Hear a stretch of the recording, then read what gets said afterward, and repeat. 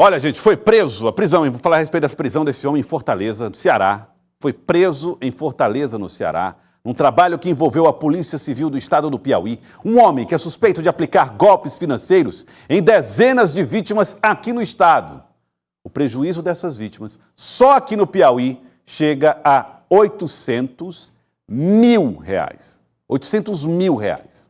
Mas ele não atuou somente aqui no Piauí.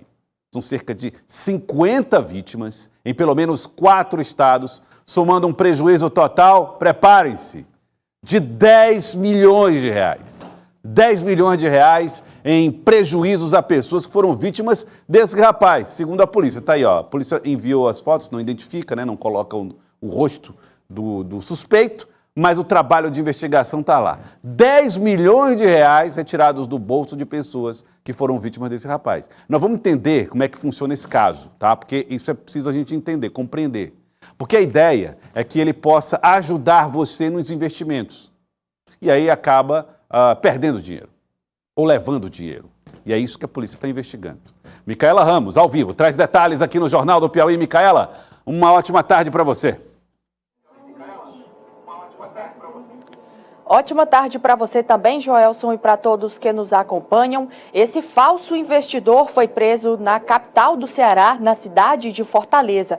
De acordo com as investigações, Joelson, ele utilizava um esquema requintado, inclusive para simular um aspecto de legalidade nessas fictícias transações que ele realizava para enganar as vítimas, mas de acordo com as investigações, nenhum desses valores era aplicado. Esses valores, na realidade, eram utilizados por ele para bancar viagens internacionais, artigos de grife, veículos de luxo, entre outros. E para que a gente saiba mais detalhes, vamos conversar então com o delegado Humberto Mácula, ele que é coordenador da Delegacia de Repressão aos Crimes de Informática.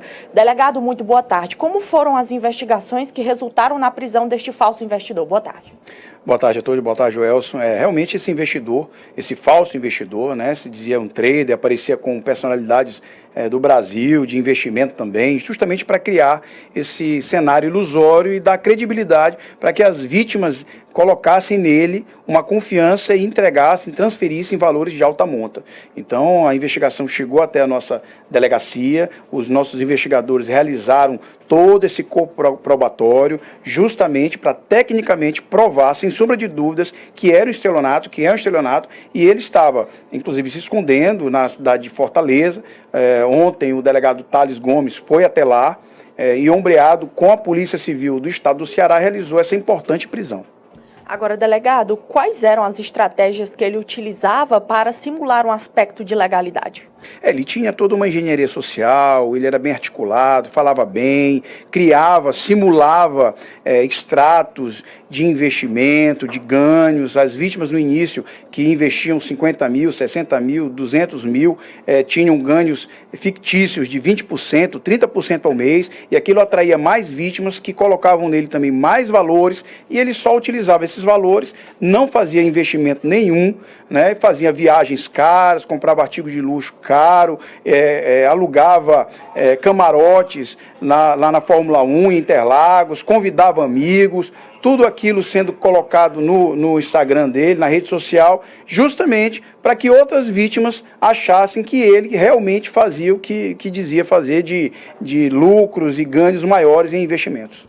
Inclusive, delegado, sobre isso nós temos uma pergunta do nosso apresentador, Joelson Jordani. Pois não, Joelson? É muito importante, delegado, que fique claro a maneira como ele estava atuando, porque tem muita gente que se propõe a ajudar pessoas fazendo investimentos. Isso é um fato. E, eventualmente, ela pode perder, né?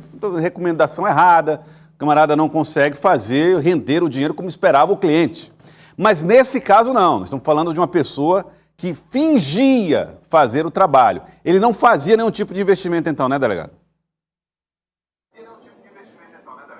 Isso, ele não fazia investimento nenhum. É bom que se diga que existem, sim, aconselhamento financeiro de investimento sério. Existem pessoas que trabalham com isso, pessoas sérias, profissionais gabaritados, que, na maioria das vezes, nem aceitam, Joelson, receber valores em suas próprias contas, mas indicam, orientam aos seus clientes a fazerem diretamente o investimento nas plataformas que são sérias, plataformas que são conhecidas. Então, a recomendação é que você que faz investimento, e o investimento tem crescido no Brasil, pessoas que fazem. Você que faz esse tipo de investimento, faça com pessoas sérias, pessoas que já são conhecidas no mercado e não entreguem valor na mão de ninguém. Apenas aceitem orientação para fazer você mesmo diretamente investimentos em plataformas sérias.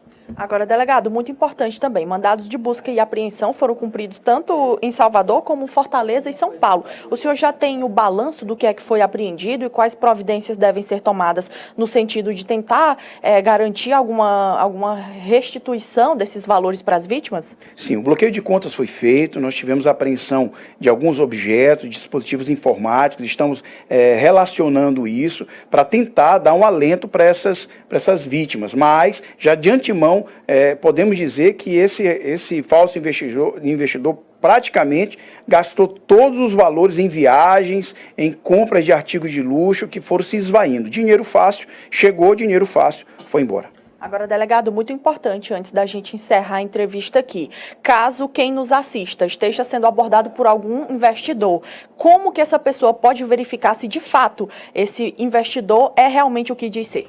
Olha, verifique os antecedentes, verifique a situação real daquela pessoa e não entregue o seu dinheiro, o seu valor diretamente para essa pessoa. Peça indicações e orientações para que você mesmo, através do seu estudo, através da sua perspicácia, você invista nas plataformas sérias que existem.